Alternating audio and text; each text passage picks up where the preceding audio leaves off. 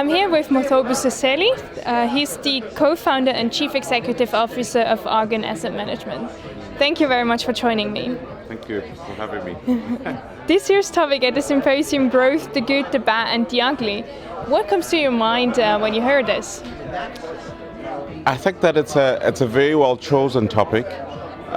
Generally, when you think about, when you speak in economics about growth, there tends to be an over focus or concentration on just that particular number.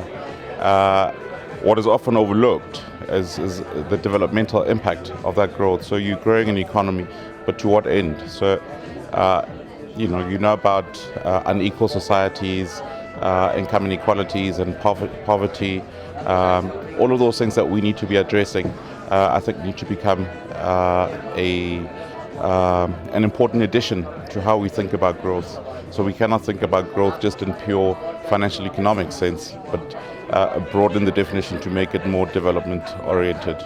So what would you then say will be the future drivers of economic growth? I think that it's playing the game maybe slightly differently.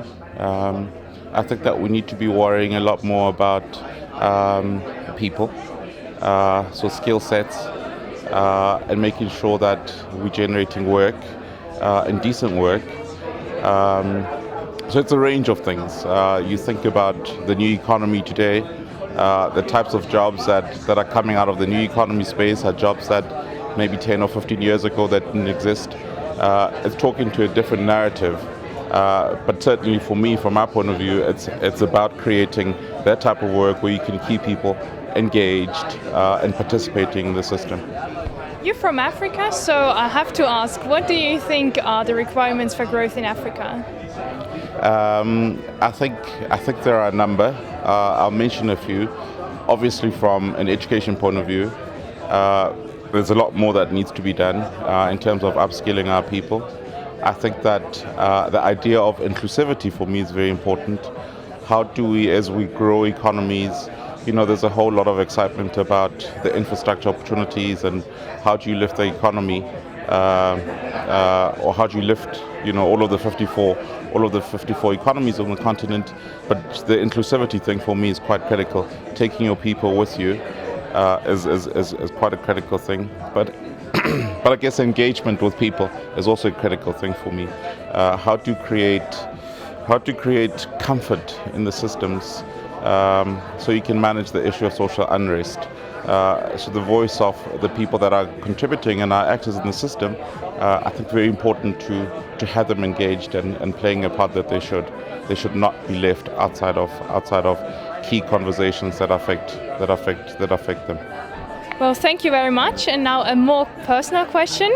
You're winning one award after the other, so I have to ask, what is your secret to asset management? I think the key thing is we have a lot of people focus. The reason why we do what we do is so we help people meet their liabilities. So not losing focus on the client relevance that we bring to the table. People hire an asset manager so they generate wealth on their behalf. People hire an asset manager so you also drive other social returns apart from just the financial return. So thinking very broadly, in the same way I said about growth, thinking very broadly about what relevance is in the work that you do. I think that's largely the reason why we're successful. We kind of try to do the same in the organization as well. So supporting our people to be better, more productive. So we support them with coaching. We focus on our values. A lot of the stuff that you find left out in today's equation, in my view, they're really fundamental things that you need to get right. The engagement that I spoke about, I think those are things that make us different and a little more client relevant than other firms that compete in the same space.